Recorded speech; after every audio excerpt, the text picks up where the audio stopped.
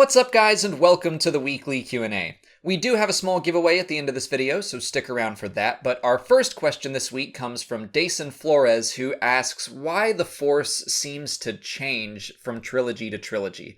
I think that the bigger change comes between the prequels and the originals. The sequel interpretation I think lines up pretty well with what we learn in the original trilogy, but I think there are a couple of reasons for this apparent change. And the out-of-universe reason would be that the Force is being made up as we go. I don't think Lucasfilm has sat down and discovered everything there is to discover about the Force. I think we are learning about it as we go. That's just the nature of storytelling. But in-universe, I would say that we always learn about the Force secondhand. We are being told about the Force through a person's individual point of view. So when you look at the Jedi Order of the prequels, everything that we're learning about is pretty much through their lens, and I think that they had a well-intentioned but skewed view. And then we have the Sith, who are like a completely selfish view on the Force. When we get to Obi-Wan and Yoda in the original trilogy, that's more how I like to view the Force, and I think that when Luke says in The Last Jedi that the light does not belong to the Jedi alone, I think that is spot on. But again, that's just how I want to view the Force, and I don't think that there is one right way to look at it. But to kind of answer your question a little more directly, I don't think it is the Force itself that is changing. I think it's the way that we interpret it. I think that's what's evolving, if that makes sense. Matt Russell wants to know if Luke could stop a blaster bolt like Kylo Ren could, or if that was a dark side exclusive power.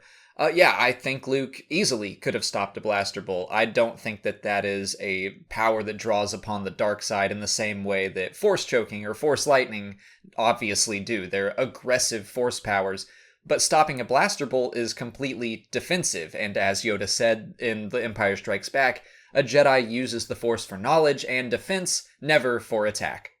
Alden Diaz asks what I would change in the prequel trilogy if I could change anything.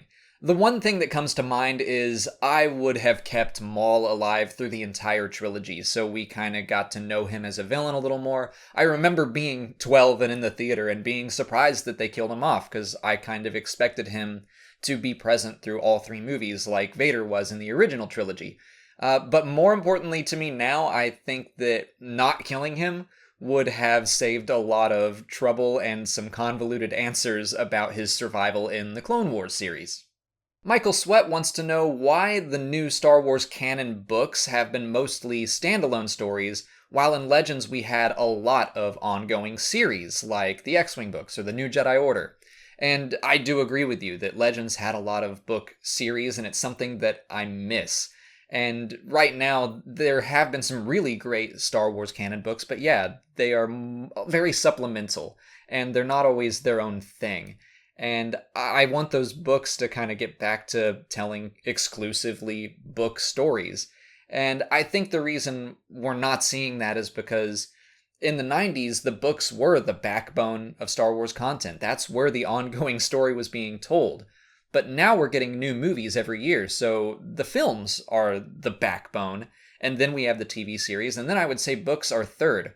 So I think they're just not Lucasfilm's priority right now. I think what they have to do is sit down, find out what stories they want to tell where. Like, they need to set down a roadmap and be like, okay, these are going to be the movies for the next 10 years, this is a series we're going to do, and then they can look at what stories are left and say, oh, this would be a great book series. So I do think eventually we're going to see a series of novels come back that will probably tell their own stories, and I think that would be great, but it's kind of up to Lucasfilm to decide what that story will be about and how it's going to differ from what's being told in the movies and the TV series. Johnny Loden asks what time period I hope the Benioff Weiss series of movies will take place in. I think that they could handle Mandalorian stories very well because I think they're used to that kind of culture. The way Mandalorian space is broken up, according to Star Wars Rebels, is very similar to the families and the politics of Westeros, so it's something they're familiar with, and I think that they could handle well. But I also think that that could be an argument against them doing it, because maybe they don't want to do something so similar immediately after handling Game of Thrones.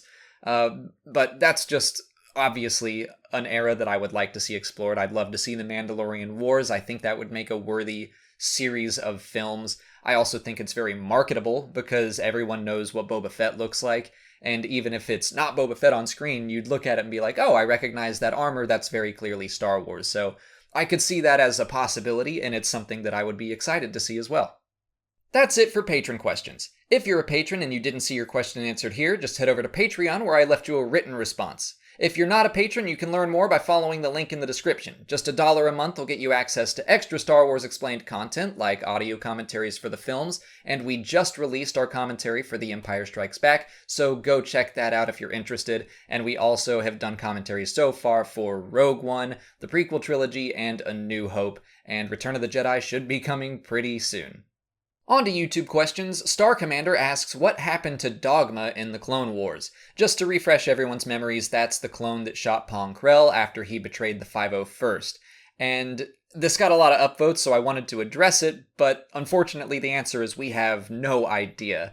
I think that he likely went on trial for executing his general, but surely the rest of the 501st would have vouched for him, so I think, yeah, he probably had a trial and then was released and went back into service, and we just never saw him on screen again.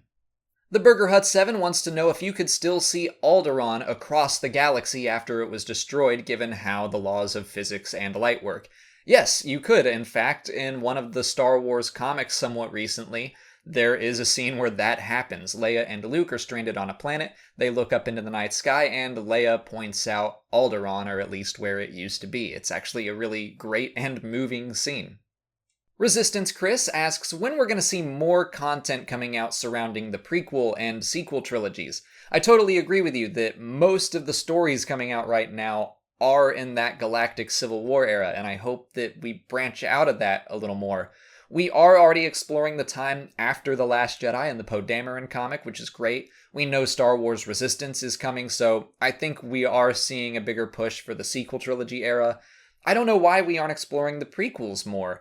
I didn't really like the Mace Windu comic that they did last year, but I thought that the subtitle, Jedi of the Republic, had a lot of potential. I would like to see them continue that as a series, where each 5-issue arc focuses on a different Jedi, so we'd get Kit Fisto and Ki-Adi-Mundi and Yaddle and so on. I think that would be a great idea and a great way to explore more about the prequels. Samuel Petersen wants to know if I'm at all worried about Star Wars Resistance and its anime-inspired animation style. Not at all, and here's why. I almost didn't watch Star Wars Rebels because when I was watching marketing materials for it, I just did not like the animation style at all. Of course, I eventually got over that. I really got into the characters and the story. So if I can get past the Rebels animation style, if I can accept that, I can accept anime. And I don't have anything against anime, it's just I don't really watch it, and I don't have much experience there, so it's just not something that is worrying me at all.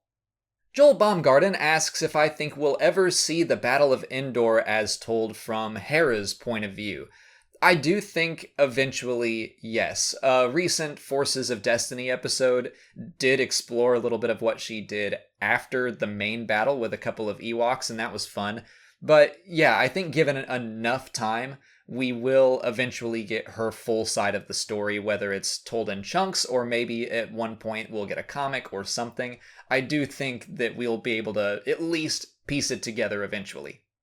That's all the time I have for questions today. If you want to leave a question for next week's video, just leave it in the comments below or sign up for Patreon to join our weekly Q&A discussion and get access to those audio commentaries.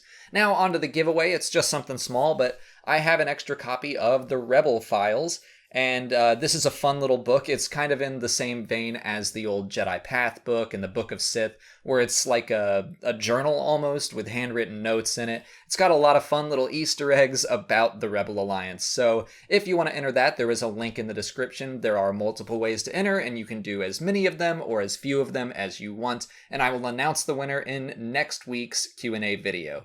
If you haven't already, please like this video, subscribe to the channel, and follow me on Twitter, Instagram, and Facebook. As always, thanks for watching, and may the Force be with you.